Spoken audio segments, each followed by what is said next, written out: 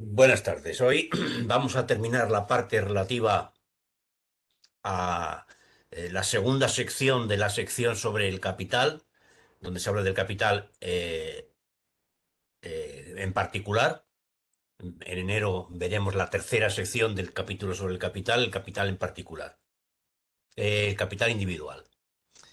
En estas últimas páginas, pues la verdad es que Marx se repite bastante, se repite más que el chorizo, pero no por eso dejan de tener cierto interés.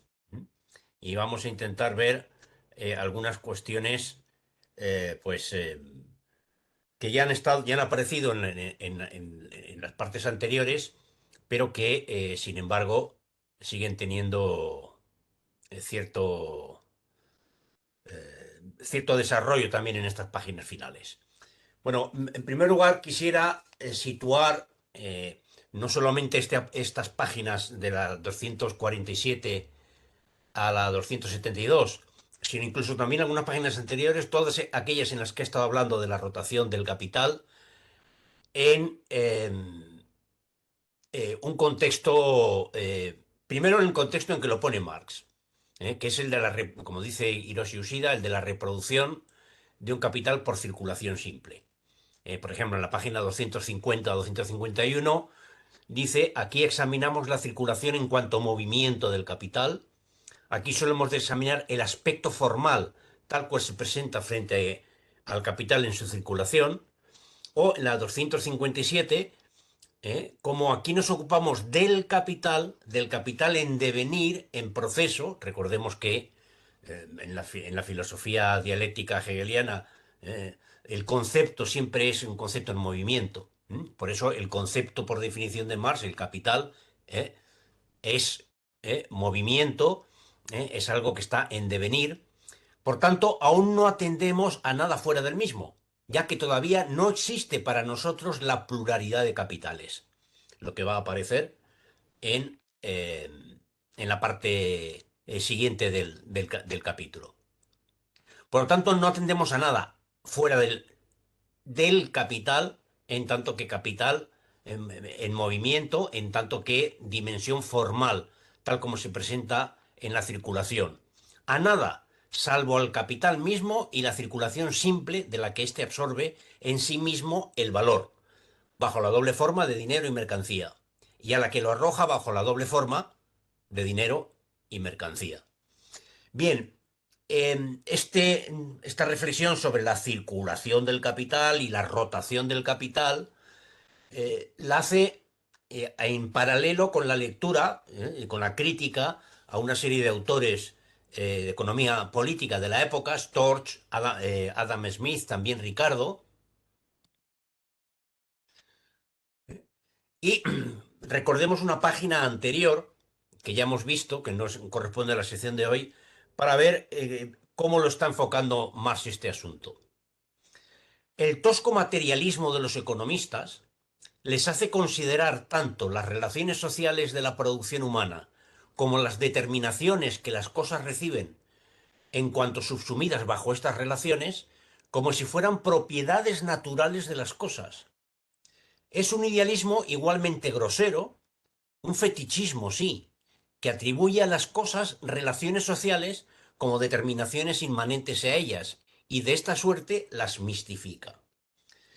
La dificultad de fijar como capital circulante o capital fijo una cosa cualquiera conforme a su constitución natural, que es lo que intentan los economistas, ha llevado aquí a los economistas, como excepción, a la idea de que las cosas mismas no son ni fijas ni circulantes. O sea, por cierto, que en modo alguno son capital, de la misma manera que no es una propiedad natural del oro la de ser dinero.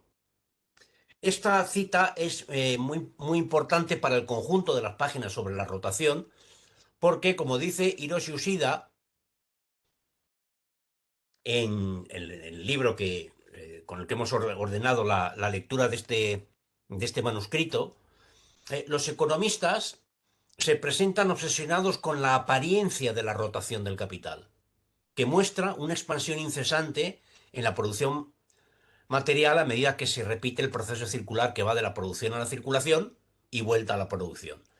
En ese proceso, la rotación del capital productivo de la circulación a la producción y de vuelta a la circulación se hace inmanente a la rotación del capital productivo. En consecuencia, los economistas políticos confunden las propiedades del capital circulante con propiedades de cosas, como las materias primas o las provisiones salariales, o las propiedades del capital fijo con las que cosas como la maquinaria en la que se materializa el capital. Marx critica a los economistas políticos, utilizando términos del apartado La cosa y sus propiedades de la Enciclopedia de las Ciencias Filosóficas de Hegel. Por ejemplo, continúa Grundrisse, Hiroshi Yoshida, en los Grundrisse, la maquinaria es capital circulante mientras circule como mercancía. De este modo, es capital fijo en circulación. Sin embargo, los economistas políticos como Ricardo distinguen entre capital circulante y fijo según las propiedades físicas naturales que le son inherentes, propiedades físicas en las que se ha encarnado el valor del capital. Ricardo, por ejemplo, atribuye un rendimiento anual del capital al beneficio o atribuye el beneficio o el interés a las propiedades naturales de las cosas por analogía con un árbol que da frutos. El capital fijo da beneficio. Los economistas, dice Hiroshi Yoshida, están obsesionados con un materialismo burdo, porque confunden inconscientemente las propiedades inherentes a la relación de capital con las propiedades de las cosas materiales, y de ese modo malinterpretan la materialización de lo que concierne, de la cosa que concierne al capitalista. También están aquejados de un crudo idealismo, porque no se dan cuenta de que la relación de valor y la relación de capital, que son ideales eh, eh, por excelencia y mediaciones alienadas del poder del pensamiento, se materializan en cosas materiales. Y precisamente todas estas páginas sobre en la reflexión final de esta sección del capítulo sobre el capital de Marx, sobre la rotación del capital y el capital fijo y el capital circulante, le sirve precisamente a Hiroshi Yoshida para criticar la teoría del reflejo. Para Marx, el materialismo no se entiende nunca en términos de teoría del reflejo, tal como se argumenta en el materialismo stalinista. Por el contrario, significa que los seres humanos emergen de la naturaleza y de este modo la naturaleza es su mater, su madre. Los seres humanos también tienen que obtener medios de vida de esa naturaleza o materia. El materialismo de Marx indica que los humanos tienen una dependencia sustancial respecto a la naturaleza o materia. Además, en la prehistoria de la sociedad moderna, la vida material a la que deben dedicarse los seres humanos adopta formas alienadas en la historia. Sin embargo, a pesar de la alienación, un proceso de desarrollo social prepara gradualmente una posibilidad real para la emancipación humana. La alienación en la sociedad de clases, típicamente relaciones de valor y relaciones de capital, rige y desarrolla las fuerzas productivas materiales, las fuerzas materiales de la propia naturaleza y las fuerzas de la naturaleza humana. Se llega a un punto extremo en el que la alienación deja de existir. Por lo tanto, el materialismo de Marx tiene otro sentido, en el sentido de que las formas históricas predominan sobre la materia natural, como los seres humanos o la propia naturaleza. Pero, desde el punto de vista de Marx, las estructuras formales a través de las cuales se ejerce este predominio están destinadas al colapso. En este caso, las formas históricas del capital. Bien, con esta introducción retornamos a las páginas finales del capítulo, página 247, no 274. 247. Bien, recordemos que el esquema del proceso de producción, que incluye el proceso de fabricación y de circulación, es dinero, mercancía, dinero. Si lo ampliamos un poco más,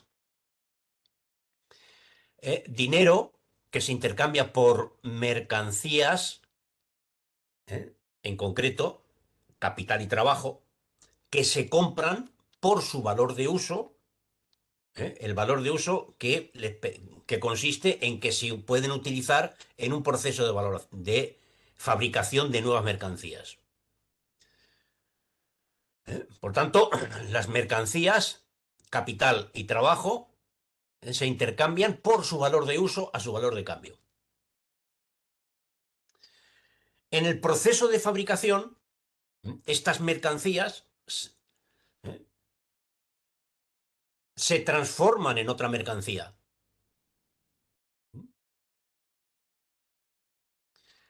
Y esa otra mercancía incorpora tanto fuerza de trabajo viva como fuerza de trabajo objetivada en cosas. ¿eh? Lo que llamamos capital constante, que todavía Marx no lo llama así. Bien, el valor de cambio de la mercancía producida, en la que cristaliza esa fuerza de trabajo viva utilizada y esa fuerza de trabajo objetivada en materias primas y maquinaria que se ha trasladado de alguna forma a la nueva mercancía fabricada, obviamente se expresa por el tiempo de trabajo objetivado en ella, el trabajo vivo más el trabajo objetivado. Es decir, un nuevo trabajo objetivado, la M', es el producto de un proceso de fabricación en el que se han utilizado mercancías, fuerza de trabajo viva y fuerza de trabajo objetivada en cosas. Es decir, que el capital, C, las cosas y el trabajo, la energía de los trabajadores vivos, vuelven a la circulación bajo la forma de una mercancía. M es capital en circulación. Circula por su valor de uso y se intercambia por dinero a su valor de cambio.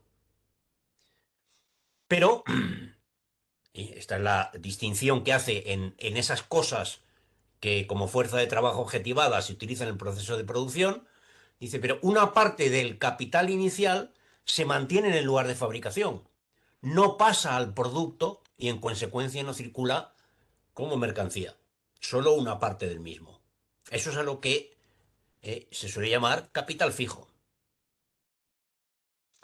El capital fijo, que es trabajo objetivado, parte de la C, de las cosas que expresan el trabajo objetivado, el capital fijo no circula el mismo como valor de uso.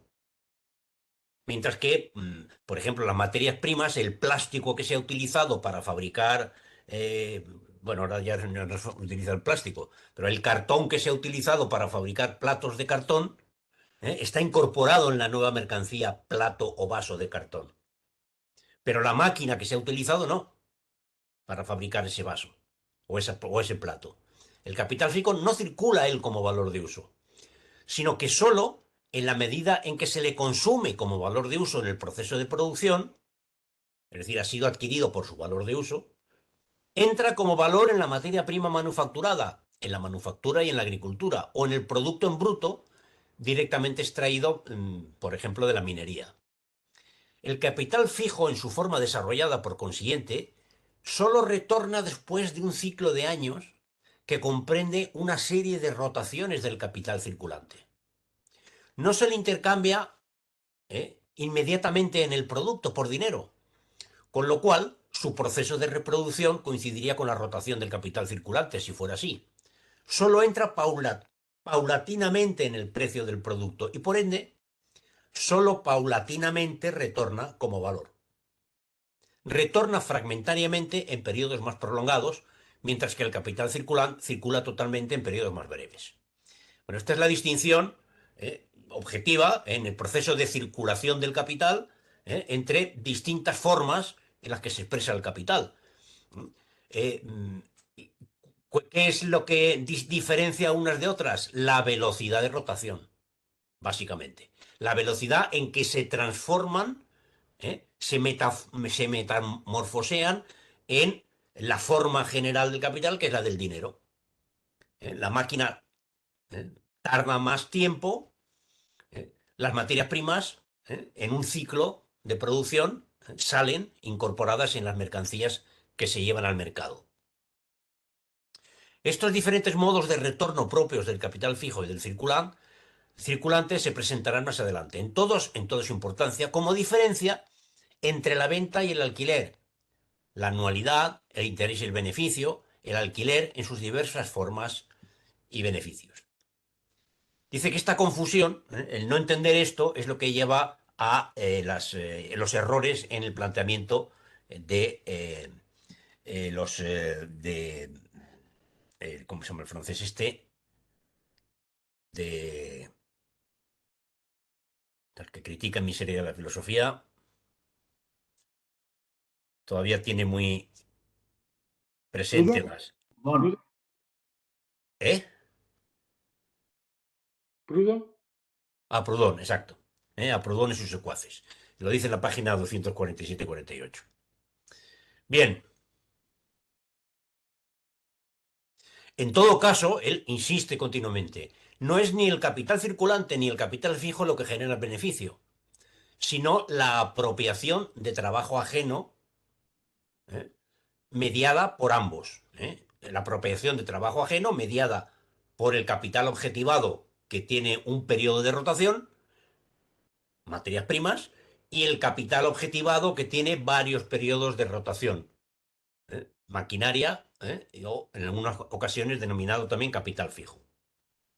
Bien, a este respecto hay una nota interesante a pie de página, en la página 248-49, en la que critica el argumento que hoy por hoy es el que se utiliza en la economía convencional, por lo visto se utilizaba también en la primera mitad del siglo XIX, también en la primera mitad del siglo XXI, la economía ortodoxa sigue con ese argumento. El beneficio es, el interés, el beneficio, en fin, bajo sus distintas formas, es la recompensa del riesgo que se asume al no consumir inmediatamente pues la riqueza que un individuo pueda tener. Y al colocarla a producir con el peligro de que el resultado de esa producción, las mercancías, no se vendan, no encuentren compradores. Por tanto, y dice más, no, no, es que el riesgo que entre los economistas desempeña un papel en la determinación del beneficio, ya digo, en la época de Marx era un papel, hoy es el papel principal. ¿eh? La abstención del consumo, y el riesgo que comporta toda inversión de que no llegue a buen puerto. Ese es el origen del beneficio, según los manuales de introducción a la economía que se estudian en todas las facultades de economía de España y del resto del extranjero. Bueno, pues dice más, no, no, el riesgo no puede desempeñar ningún papel, evidentemente en la plusganancia, ya que la creación de plusvalor no aumenta ni se posibilita por el hecho de que el capital corra riesgos en la realización de ese plusvalor. Es el peligro de que el capital no recorra las diversas fases de la circulación o quede fijado en una de las mismas. ¿eh? Hemos visto que la plusganancia forma parte de los costos de producción. Si no de los costos del capital, por lo menos de los del producto. Al capital, la necesidad de realizar esa plusganancia o parte de la misma lo amenaza doblemente como una coerción exterior. No bien el interés y el beneficio se escinden, esto es, tan pronto como el capitalista industrial tiene que pagar interés, una parte de la plusganancia se convierte en costos de producción desde el punto de vista del capital, o sea, forma parte de sus desembolsos. Bien,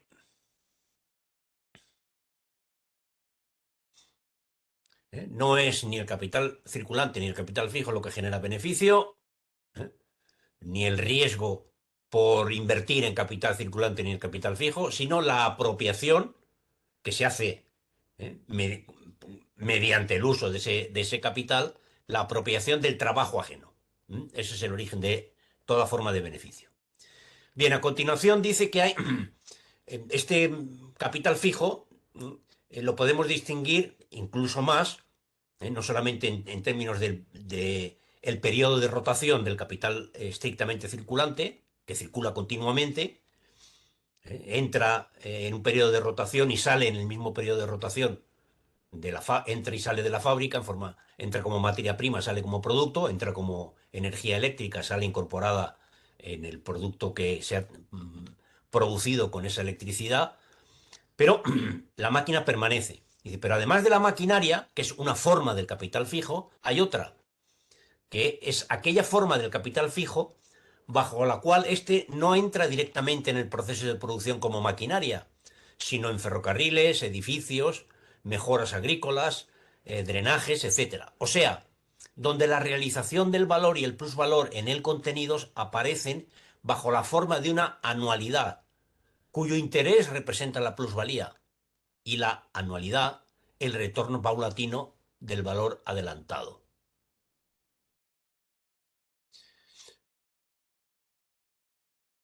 Continúa, una página más adelante. Indirectamente, por tanto, el comprador paga de manera paulatina y por partes en todas las mercancías el consumo y uso del capital fijo, aunque éste no entre como valor de uso en la circulación.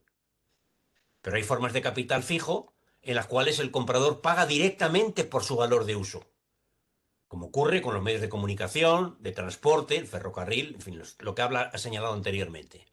En todos estos casos, el capital fijo, de hecho, nunca sale del proceso de producción, como en los ferrocarriles, etcétera. Pero mientras que sirve a uno como medio de comunicación dentro del proceso productivo, para llevar el producto al mercado y como medio de circulación para los productores mismos, puede prestar servicios a otro, al que viaja por placer, etcétera, como medio de consumo, como valor de uso. ¿Eh? Recordemos, por ejemplo, cómo la contabilidad del equivalente al PIB, el Producto Social Bruto en las economías soviéticas, se distinguía si era productivo o no productivo el uso del ferrocarril en función de que estuviera transportando mercancías o transportando personas. Cuando el uso del ferrocarril para el transporte de personas se consideraba consumo. El uso del ferrocarril para el transporte de mercancías se consideraba actividad productiva. Por tanto, incremento del capital social, del Producto Social Bruto. Bueno, aquí hay una cita, por tanto, en Grunrise que hace referencia a eso que después se incorporó en la contabilidad soviética. Con este análisis, dice, aparece entonces lo que estaba oculto en la mercancía, el retorno paulatino del capital fijo. Más este, al mismo tiempo, en cuanto producto vendido, para el industrial la máquina que emplea no es producto, incluye la plusvalía, o sea, el retorno y el interés, y el beneficio si es que existe. Como se le puede consumir en la misma forma colectiva y paulatina, puede ser valor de uso para el consumo inmediato, también su venta, no en cuanto a instrumento de producción, sino en cuanto a mercancía en general, se presenta bajo la misma forma. En la medida, empero, en que se le vende en cuanto a instrumento de producción, una máquina, por ejemplo, una máquina se vende como simple mercancía y solo en el proceso industrial se convierte en instrumento de producción. O sea, en la medida en que su venta coincide directamente con su consumo en el proceso de producción social general, estaremos ante una determinación que no tiene cabida en el examen de la circulación simple del capital. En esta, el capital fijo, en la medida en que interviene como agente de la producción, se presenta como supuesto del proceso productivo, no como resultado del mismo. Por consiguiente, solo puede tratarse de un reemplazo de su valor, en el cual no se incluye plusvalía alguna para el usuario. Pero en la medida en que, como sucede con los ferrocarriles, nunca puede enajenársele mientras sirva a la vez como instrumento de producción o en la medida en que se le consume en cuanto tal, tiene en común con el capital fijo en general que su valor solo retorna poco a poco. Pero a esto se agrega luego el hecho de que en este retorno del valor está incluido el retorno de su plusvalor, del plus trabajo objetivado en él. Tiene pues una forma particular de retorno. Lo esencial es ahora que la producción del capital se presenta de este modo como producción de capital circulante y como en determinadas proporciones capital fijo, de tal suerte que el capital mismo produce su doble tipo de circulación, en tanto capital, en cuanto capital fijo y capital circulante. Las formas de circulación son un producto del capital mismo.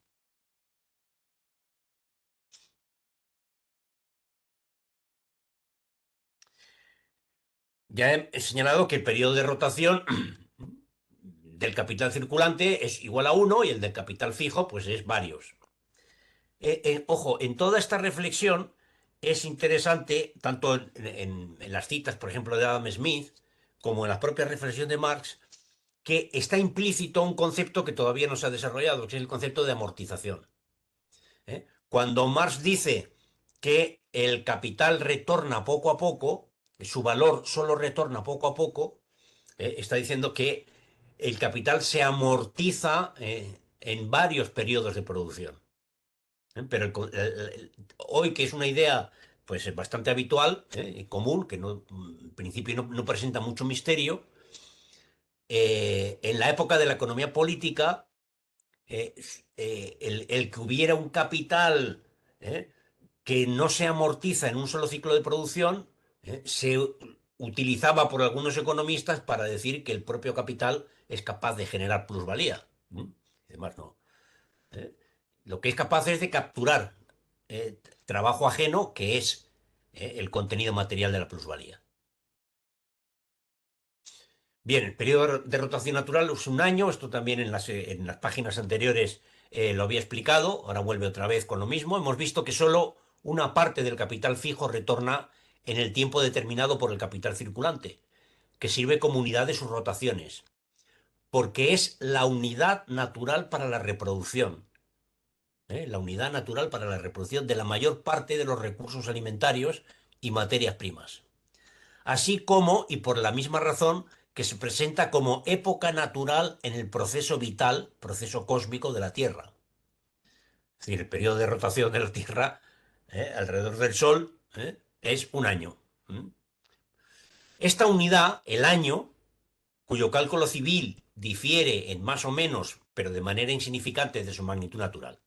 Cuanto más corresponda su existencia material a su concepto, cuanto más adecuado sea su modo de existencia material, el capital fijo abarca en su tiempo de rotación un ciclo de varios años.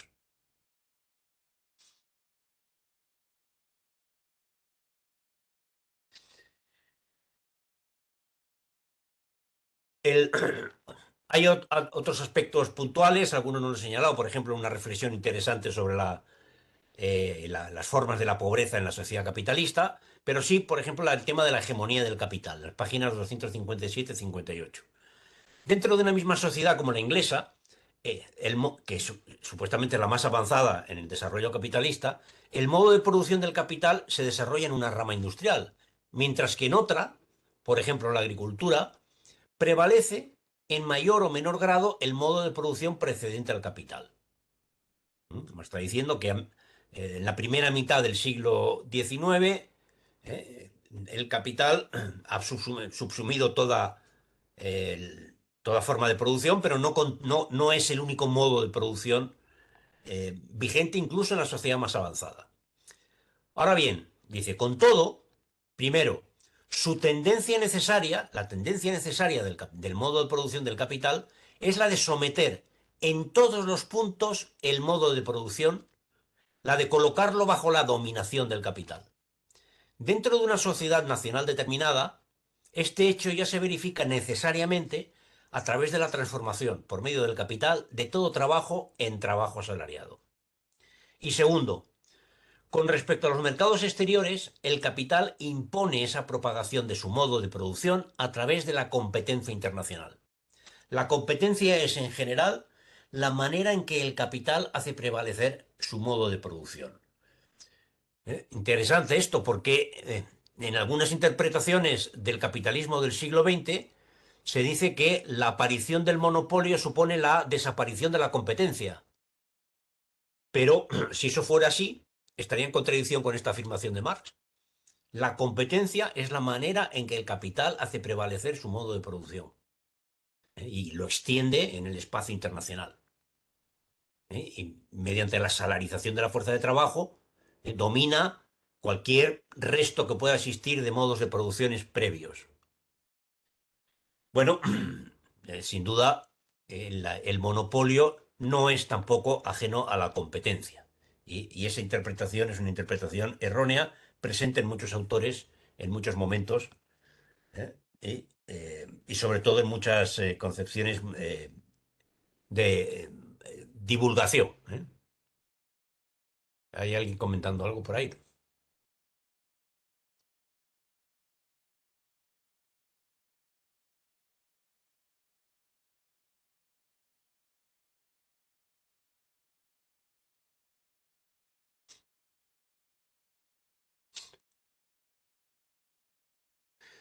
Me refiero a, pues por ejemplo, a Baran y Suisi, que escriben el libro más importante de, de la economía marxista del capital monopolista en los años 60, pero también a Lenin, porque lo que argumentan, tanto Baran y Suisi y el propio Lenin, es que el monopolio supone un dominio sobre los precios.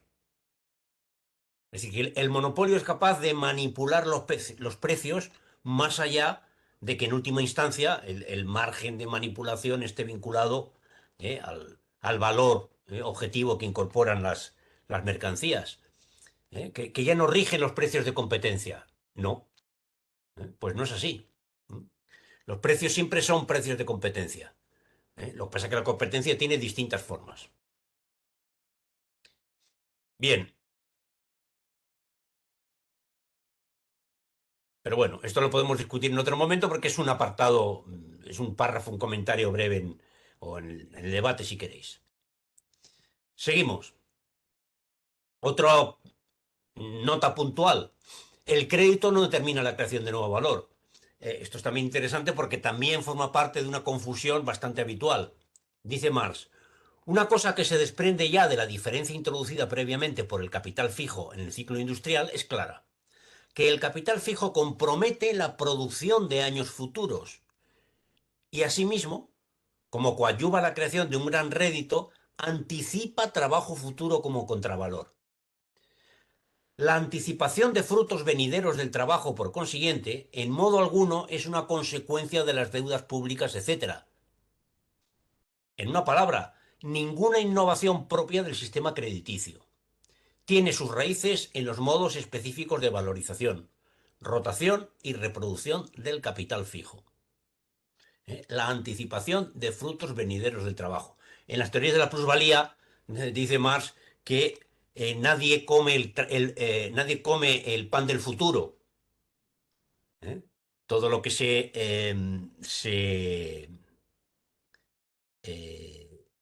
pues se puede consumir es lo que se ha producido en el presente o en el pasado.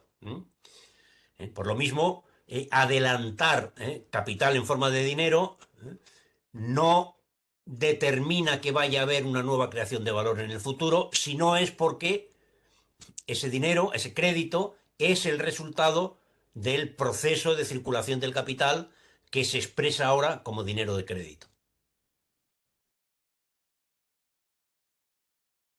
El capital fijo retorna como valor solo en cuanto se extingue gradualmente como valor de uso. Es decir, se va amortizando, diríamos hoy, como capital fijo y entra como valor en el capital circulante. En la medida en que se considera su valor, pues, solo puede retornar bajo la forma de un capital circulante. Pero como valor de uso, no circula en absoluto. Como por lo demás el capital fijo mismo solo tiene valor de uso para la producción, únicamente bajo la forma del capital circulante puede retornar como valor para el uso individual, también para el consumo. Como el capital fijo, en cuanto tal, nunca entra como valor de uso en la circulación, y por ende, en cuanto valor de uso jamás es arrojado fuera del proceso de valorización, no sirve nunca al consumo directo. Eh, otra definición de las formas del capital. Capital circulante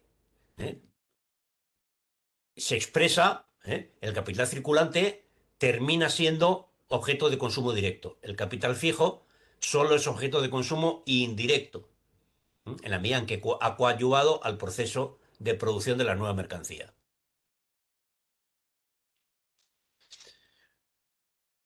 Porque la determinación del capital, en cuanto tal, proviene de la circulación el capital como concepto, ¿eh? El capital como noción, en otras traducciones, el capital como concepto comienza en forma de dinero como capital potencial.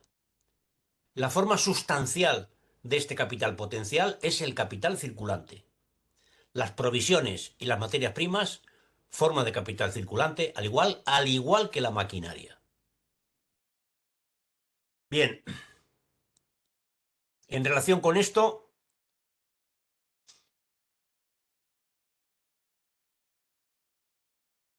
nos está diciendo Hiroshi Oshida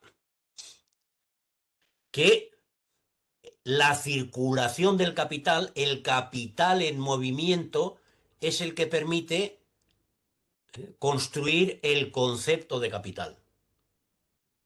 Por tanto, el capital fijo, ¿eh? Independientemente de que su periodo de rotación sea superior a un año, etcétera, también es parte del capital en general y por tanto es capital circulante. La maquinaria también. Este argumento de Oshida lo justifica con una cita que aparece también en las páginas que estamos leyendo. ¿De dónde procede todo capital, tanto circulante como fijo? Y no solo originariamente, sino continuamente, es de la apropiación de trabajo ajeno. Pero este proceso supone, tal como hemos visto, la continuidad de la pequeña circulación, del intercambio del salario por capacidad de trabajo o los medios de subsistencia. Todo capital rota solamente bajo la forma de capital circulante. Esto presupone el proceso de producción del capital.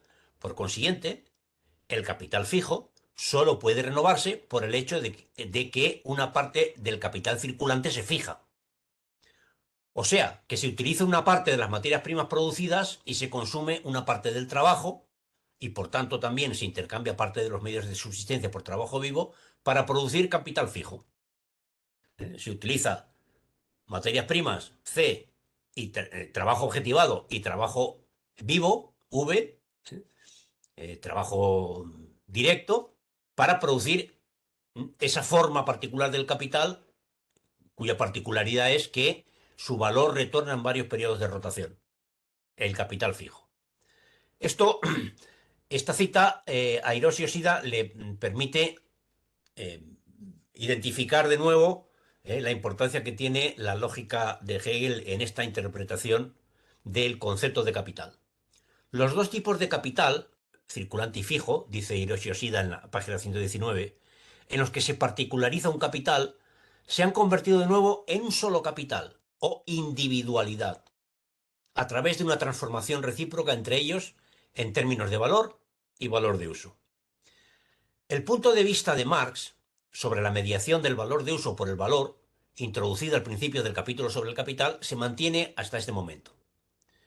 El capital aparece ahora bajo la forma determinada de capital circulante como un todo, manteniendo momentos particulares de las dos clases de capital, circulante y fijo, dentro de sí mismo, por lo que surge el aspecto positivo de la generalidad, y todo capital es capital circulante.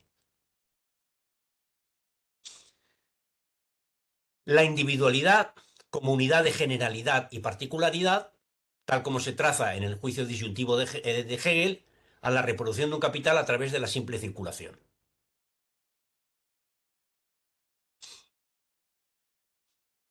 Dice Hegel en, en la teoría de la esencia, en el apartado 177, el juicio de la necesidad. Habiéndose sentado al mismo tiempo en esta exteriorización del concepto la identidad interna, lo universal resulta ser el género que en su singularidad exclusiva es idéntico consigo. El juicio que tiene a este universal como sus dos lados, una vez como tal y la segunda como círculo de la particularización suya excluyente de sí, es decir, cuyo o esto o aquello es igualmente el género en cuanto tanto esto como aquello, o esto o aquello, tanto esto como aquello. Capital circulante o capital fijo, tanto fijo como circulante en la circulación. La universalidad, primeramente como género y después también como círculo completo de sus especies, queda así sentada y determinada como globalidad. Pues exactamente lo que en este apartado 3 del artículo 177 que dice Hegel es lo que acaba de hacer Marx en la cita anterior. Continuamente, Marx contrapone estas formas particulares para definir la generalidad. En la página 263, el capital circulante entra conforme a su valor de uso en el capital fijo. El capital fijo entra conforme a su valor en el capital circulante. ¿eh? Generalidad. Y en cuanto a movimiento en reposo como forma, en el valor de uso. El capital circulante y el capital fijo, que en la determinación precedente aparecían como formas alternativas del mismo capital, particularidades de la misma generalidad, en las diversas fases de su rotación, ahora, ahora que el capital fijo se ha desarrollado hasta su forma superior, están puestos a la vez como dos diferentes tipos de existencia del capital. Se vuelven tales en virtud de la diversidad característica del modo de su rotación.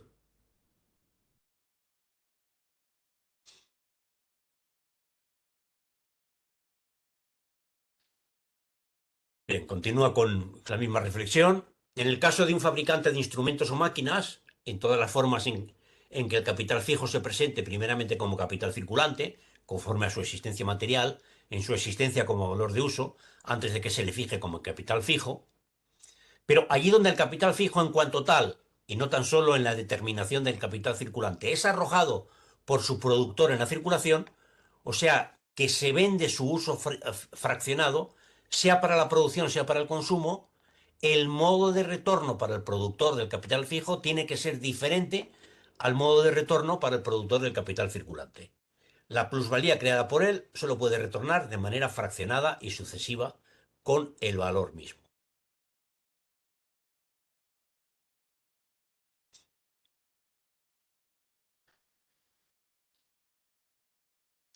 Eh, una cita también que es interesante luego para por ejemplo, para el tomo tercero del Capital y la tendencia a la creciente composición orgánica del capital, aunque aquí no lo habla así. Si se empleara maquinaria valiosa para suministrar una exigua masa de productos, aquella no se desempeñaría en calidad de fuerza productiva, sino que encarecería el producto enormemente más que si se le elaborara sin maquinaria. La maquinaria crea plusvalía no por cuanto tiene valor, ya que el mismo se reintegra de manera simple, sino únicamente por cuanto aumenta el plus tiempo relativo o reduce el tiempo de trabajo necesario. Cuanto menor sea, en proporción a su eficacia, el valor del capital fijo, tanto más corresponderá éste a su finalidad. Todo capital fijo innecesario se presenta como FOFG de la producción, al igual que todos los costos de circulación innecesarios.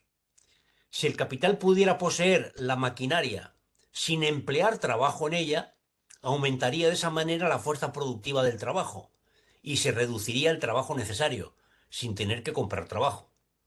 En la producción del capital, pues, el valor del capital fijo nunca es un fin en sí.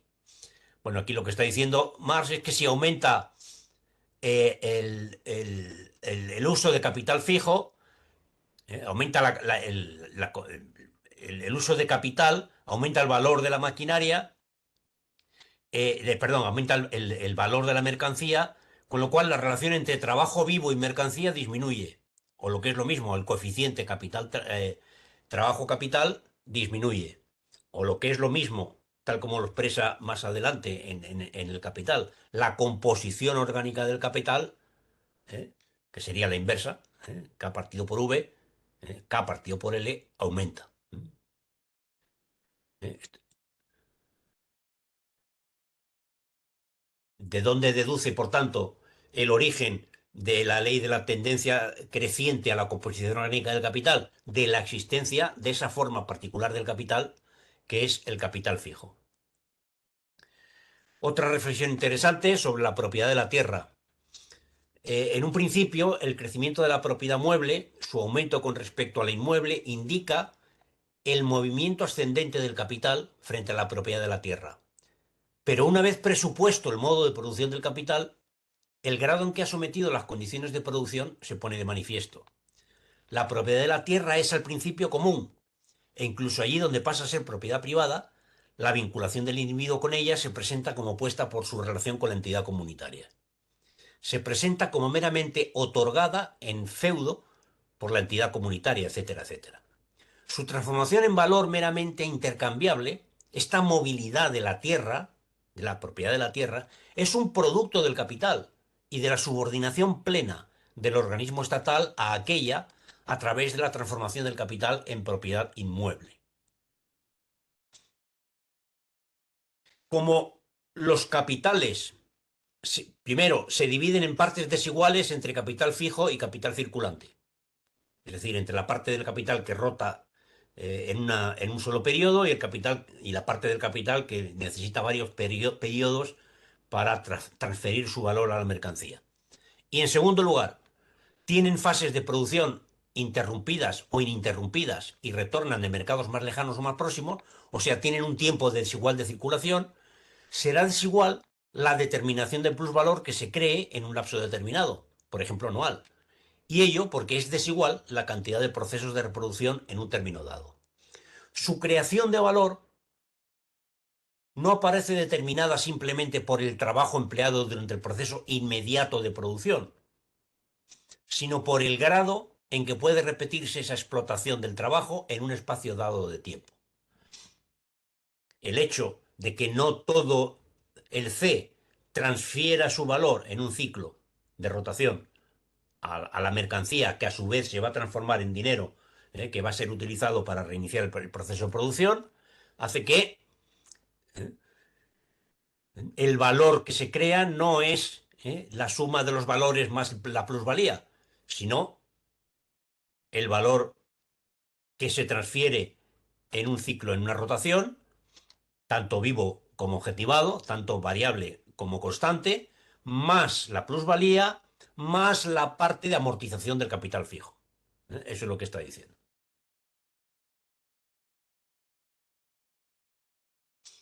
Aquí, en la página 171, otra de esas eh,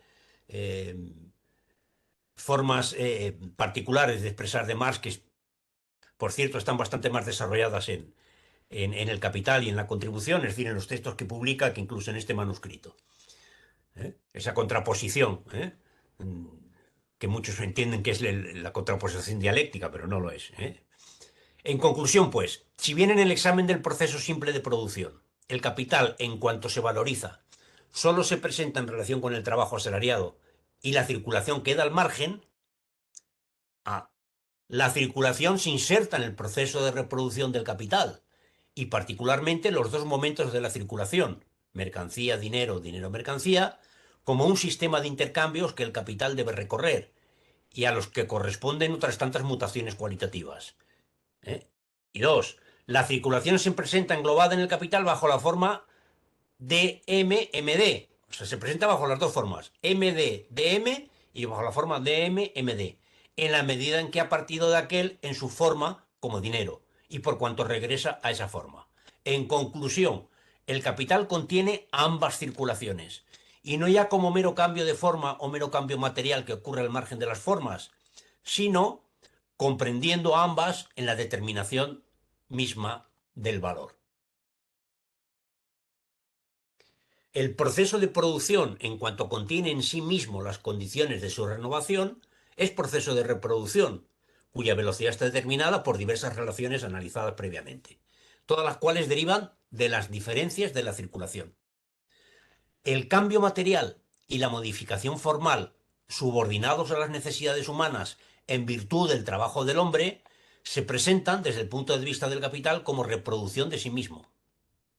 El intercambio y un sistema de intercambios y lo que está implícito en ello, la transformación en dinero, en cuanto a valor autónomo, se presentan como condición y traba para la reproducción del capital.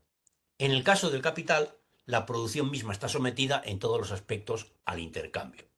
Y concluye la sección señalando que la reproducción del capital es al propio tiempo producción de determinadas condiciones formales, de determinados modos de comportarse en los que está puesto el trabajo objetivado personificado. la reproducción del capital, unificado, el objetivo, el universal, que habla Hegel, es al mismo tiempo producción de las formas particulares en las que se expresa, las condiciones formales, el modo de comportarse, el capital circulante que rota en un ciclo de rotación, perdón, y el capital fijo que rota en varios ciclos de rotación, en los que está puesto el trabajo objetivo personificado. La transformación en dinero es imprescindible para la reproducción del capital en cuanto tal, y su reproducción es necesariamente producción de plusvalía.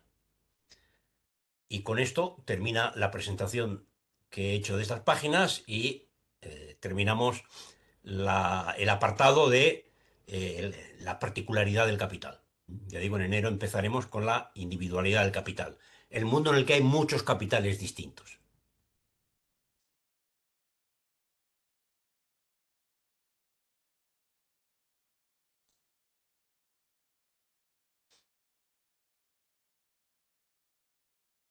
A ver, dale, Andrés.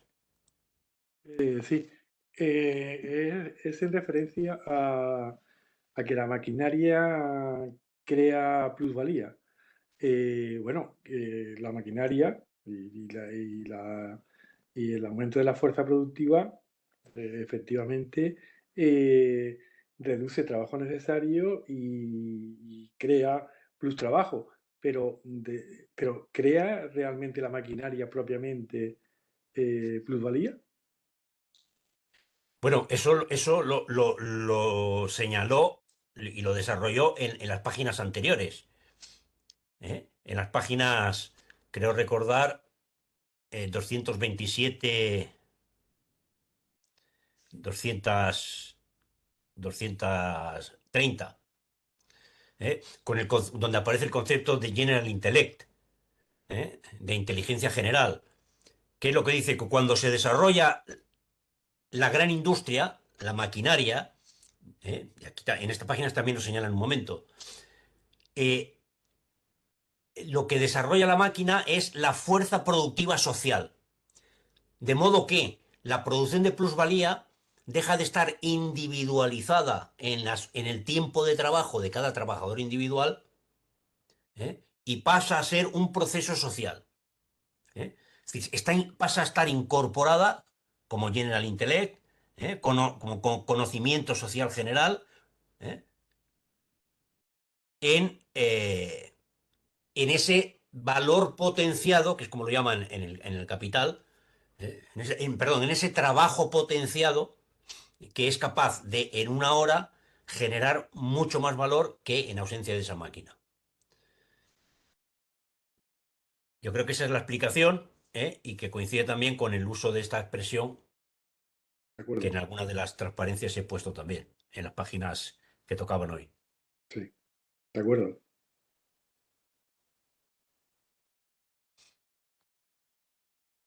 O sea, la idea del trabajo potenciado que aparece en el capítulo sobre la maquinaria y gran industria del tomo 1 del Capital es que la idea de General Intellect es la socialización. La máquina es un proceso, ¿eh?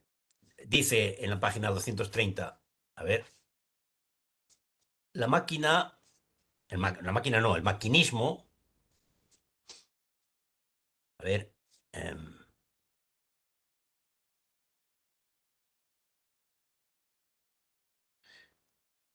eh, no hay que perder de vista que los instrumentos, la maquinaria son órganos del cerebro humano creados por la mano humana, fuerza objetivada del conocimiento.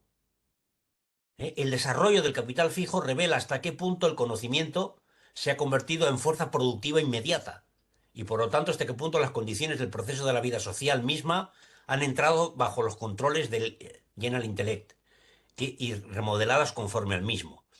La mala interpretación que hacen por ejemplo, los operaístas en Italia es que dicen, no, esto es lo que está diciendo Marx, es que ya el capitalismo más avanzado ha superado la necesidad que tiene el capital de intercambiarse ¿eh? por dinero, y realizar en ese proceso de intercambiar los productos de la producción por dinero y en ese proceso realizar plusvalía. Marx dice que no. Dice que a pesar de esta realidad, el problema es que el capital aparece ya como una barrera, porque el capital necesita, para poder valorizarse, consumir plusvalía. Y consumir plusvalía es consumir plus trabajo. Es decir, ¿eh? necesita que en el producto que lleva al mercado, en el momento del intercambio, el valor de ese producto sea algo más que el valor incorporado de, el capital utilizado, tanto sea trabajo vivo como trabajo muerto. Necesita que haya tiempo de trabajo no pagado, ¿eh? Tiempo extraído al obrero. Dice, lo que ocurre es que ya no se extrae al obrero individual. Dice Marx, dice, es que eso queda como una forma de robo anticuada ya, porque es un robo a la sociedad en su conjunto. Porque la maquinaria de la gran industria expresa el conocimiento social. Es una apropiación privada del conocimiento social, por tanto, un mecanismo nuevo de apropiación de tiempo de trabajo objetivado en esas máquinas no pagado. El tiempo de trabajo potenciado por esas máquinas no pagado. ¿Ander?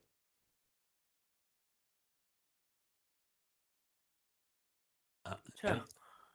¿O no se me escucha? Sí, creo que sí. Si no, se me escucha, ¿no? Sí, un Vale. poco flojo, pero sí. A ver, espera. A ver cómo hago para que se me escuche Se mejor. escucha bien. Vale. Yo comentar un par de cosas. Una con respecto a una cosa que ha salido y luego otra cosa que he leído que bueno, que me parece pues, interesante por lo que dice, pero en la parte que está hablando, a partir al final de la página 67, lo que en esta edición se titula Trabajo libre igual a pauperismo latente de no sé qué. ¿De qué página has dicho? 263, a partir de ahí, pero concretamente yo lo que voy a decir es en la página 265, que bueno, que evidentemente el contexto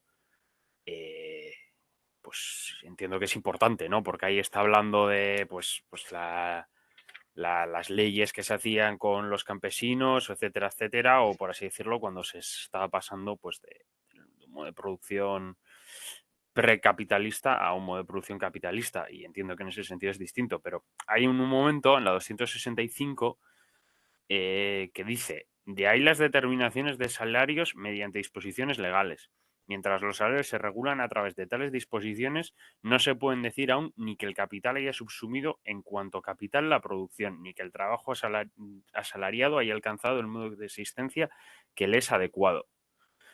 A mí esto, o sea, trayéndolo a un caso contemporáneo, o sea, quiero decir, me llama la atención porque, o sea, quiero decirte, los salarios en mayor o menor medida están regulados mediante disposiciones legales, pero o sea, no me parece que sea ni siquiera debatible que el capital no haya subsumido en cuanto a capital toda la producción. Entonces, evidentemente es el contexto de qué está hablando ahí es importante, que insisto que es pues, de las ciertas leyes que saca Enrique VII, creo que es, o sea, pero que me parece interesante eso. Y luego la segunda es respecto a lo que se ha comentado de la competencia y el monopolio y etcétera, etcétera. Yo los otros dos autores que has citado, Joaquín, no sé qué dicen, o sea que lo desconozco, así que ahí no voy a entrar. Pero sí que es verdad que cuando, o sea, Lenin, por ejemplo, que sí se ha mencionado también, desarrolla pues el capitalismo, fase superior del imperialismo, etcétera, etcétera, o sea, quiero decir, hasta cierto punto lo hace basándose en un libro de Hilferding, o como se pronuncie, Sí, el que es El capital Capital financiero. Sí. Financiero. Y claro, ahí Hilferding sí que dice que el monopolio elimina la competencia y dice, de hecho, explícitamente que, claro, como es monopolio, como es una práctica monopolista, que los capitales monopolistas pueden poner el precio que quieran a sus productos porque no hay competencia. Pero claro, o sea, Lenin no plantea eso. De hecho, Lenin lo plantea en coordenadas contrarias, sino que dice que esa supuesta libre competencia, entre comillas, que él dice al principio y luego lo utiliza más indiscriminadamente, es en lo que deriva el monopolio, pero que eso no anula la competencia, sino que es o sea, el monopolio es la forma natural a la que tiende esa competencia dentro del modo de producción capitalista. Entonces, ahí no creo que, por ejemplo, Lenin diga que en la forma monopolística del capital no haya competencia, sino de hecho constantemente, a la parte de eso, está hablando también incluso de competencia entre capitales monopolísticos o entre capitales imperialistas. Entonces ahí a mí no me parece que sea una lectura muy adecuada achacarle a Lenin, por lo menos en ese escrito, que, pues bueno, que elimine, por así decirlo, que diga que el monopolio implica una falta de competencia.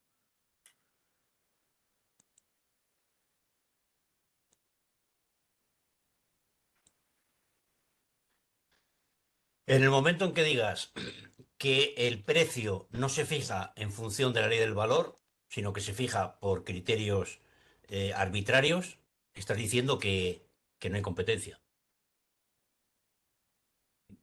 Claro, pero eso no es lo que dice Lenin. Eso es lo que precisamente Lenin critica al Hilferdingeste.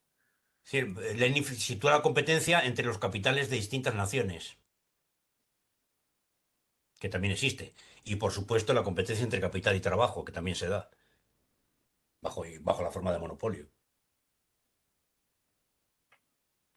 Yo aquí entiendo que entre valor y precio habíamos quedado en que existía una mediación. Esa mediación en este caso la representa la escala que ha asumido el modo de producción capitalista, que se traduce en que existen grandes corporaciones que tienen capacidad, que evidentemente condicionados por ese valor son capaces de limitar, fijar, subir, bajar los precios, eso es algo evidente por otro lado, de forma que en la fase de libre competencia no podían hacer a tal escala. ¿Por qué? Porque no disponían de los recursos, y no solo de los recursos además puramente económicos, sino también políticos, porque el imperialismo como fase superior del capitalismo implica mucho más que una mera variación a nivel económico, implica que tengan la capacidad y los recursos como para andar modificando cómo se van a fijar esos precios. Pero eso no quiere decir que no estén condicionados por la ley del valor. O sea, entiendo que es que la mediación la representa precisamente ese, esa fase histórica novedosa que introduce una serie de concreciones que no se perciben de esa manera en libre competencia. Creo que hay algún escrito que lo he puesto antes, al final de la vida de Engels, que va percibiendo este tipo de transformación. Por otro lado, Entre el valor y el precio, lo que media es la tasa general de ganancia. Eso es la ley del valor. La formación de una tasa general de ganancia, como resultado de la competencia y la cooperación entre los capitales. pero no existen más mediaciones, aparte de eso. No puede existir más mediaciones. ¿Cómo? O sea, que aparte de la mediación que se concibe entre el primer y el tercer tomo capital, no existen más mediaciones. O sea, Entre valor y precio. Hombre, la oferta y la demanda también, claro. claro, y la existencia de corporaciones masivas como Worldcraft o como Apple, o etcétera, no implica Que un no, cambio sustancial. sí, que no. Mira, la prueba la tienes en que los sectores, a medida que, por ejemplo, se está concentrando el capital en distintas industrias, en el automóvil, en la industria electrónica, las mercancías que salen de esa rama tienen un precio cada vez más bajo. Y qué curioso, ¿no? A medida que aumenta la concentración, el precio de venta, donde está incorporado la tasa de ganancia, todo lo que queramos, es cada vez menor. Claro, por la competencia a nivel internacional. Luego, no fijan un precio. Luego están los precios los mecanismos para intentar sustraerse a la ley del valor. Es decir, la publicidad, la venta de un producto no solo por su valor de uso, sino incluyendo en su valor de uso pues el prestigio, en fin, una serie de cuestiones que permiten fijar un precio por encima de su valor. Pero es una ley general, con lo cual, y esa es una ley general de la competencia. Es decir, que porque hay competencia, los precios se van ajustando cada vez más y a medida que aumenta el desarrollo de las fuerzas productivas, las mercancías tienen cada vez un valor más bajo y por tanto se expresan en un precio, en una cantidad de dinero inferior. Luego, con el monopolio sigue habiendo competencia. Sí, vale. En este caso, por ejemplo, yo, al menos cuando estudié el tema de las cadenas de valor global, lo que se veía es que Que se había oye fatal. situaciones en las que el capital monopolista americano o el capital monopolista europeo Adrián, era capaz de eh, capturar más valor del que le correspondía como tal, gracias a la situación monopólica que tenía dentro de esa cadena de valor global. Era capaz de que, en este caso, Foxconn, por ejemplo, le vendiese a Apple por X precio una serie de mercancías, era capaz de transformar ese precio de mercancías por valor mucho más mayor, o sea, por un valor más elevado del que se le había vendido. Es decir, que era capaz de capturar un valor que había creado, en este caso, una empresa que estaba en esa jerarquía de la cadena de valor global en una posición inferior como era Foxconn frente a Apple. Y en este caso actuaba con ese poder monopólico. Yo al menos cuando eso leí varios estudios sobre precisamente la cadena de valor de Apple y bueno, yo sabía que o sea, existía ese poder de atracción y de reducción de precios. No sé cómo se le llamaba, tenía un nombre, no lo sé. O sea, es que a mí me cuesta percibir la posibilidad de que no exista ningún tipo de capital monopolista que tenga poder sobre los precios. Es decir, me parece incluso antiintuitivo, aunque esto no es un argumento, decir que es antiintuitivo, eso es evidente, ¿no? Pero en esos años, además, cuando se desarrolló la teoría del imperialismo, curiosamente, yo no vi, al menos no vi por lo que he estudiado dentro del panorama de la Segunda Internacional, muchas críticas a esa teoría, más allá de la teoría, por ejemplo, del ultraimperialismo de Kautsky, que no tiene nada que ver con la ley del valor, etcétera, ¿no? Me sorprende que nadie Adrián, levantase la voz. Adrián, No se perdona un entiende nada. momentito. No, Adrián, perdona un momento. No, no se entiende bien porque no se escucha bien, no sé, ¿vale? Porque lo que ha dicho no lo he podido coger bien. ¿No se me oye? Se te oye, pero no, no bien. No se te oye bien. ¿No? Vale, a ver, pues sí. Nada, pues entonces no, si no se me oye, pues nada. Pues no, no, ya está, tampoco era muy importante, pero bueno. No, me parecía muy interesante lo que estaba diciendo, pero no lo he captado bien Sí, porque sí, no te no. he oído bien del todo. Pues nada, nada, que por eso que no pasa nada, que si no se oye no puedo decirlo. Eh, Ahora sí se oye Ahora bien. mejor, a ver, hola. ahora A ver mejor. si. No sé dónde me he quedado. Nada, sin más, lo último que he dicho, que era que yo sepa, al menos en los años 10 años 20 no existieron, al menos hasta donde yo sé, muchas teorías que negasen la teoría del imperialismo de Lenin, que me sorprende porque luego sí que empiezan a emerger, sobre todo en los años 60, etcétera, pero yo, al menos en Rosa Luxemburgo, Bukharin, etcétera, o Kautsky, más allá de que plantea la teoría del ultraimperialismo, digamos que no se intenta refutar la teoría del imperialismo como tal, ¿no? Como es el capitalismo monopolista. Es decir, que me sorprende que en esa época no hubiese críticas apelando a la ley del valor marxiana, por así decirlo. Como que se daba por hecho que estaba en congruencia con esa ley del valor marxiana.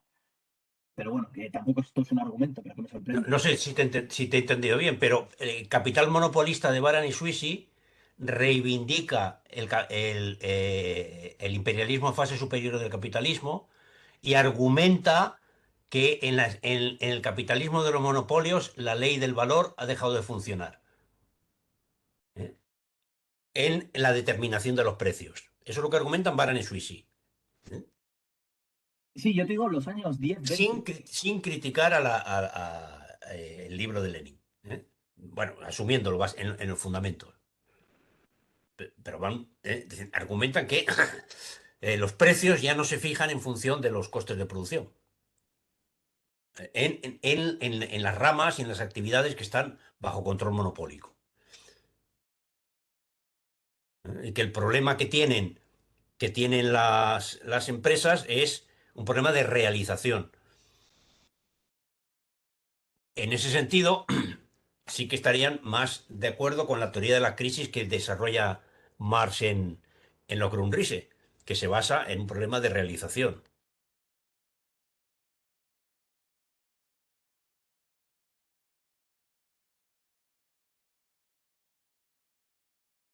Pero bueno, volvemos al texto, dejamos el monopolio para otro momento.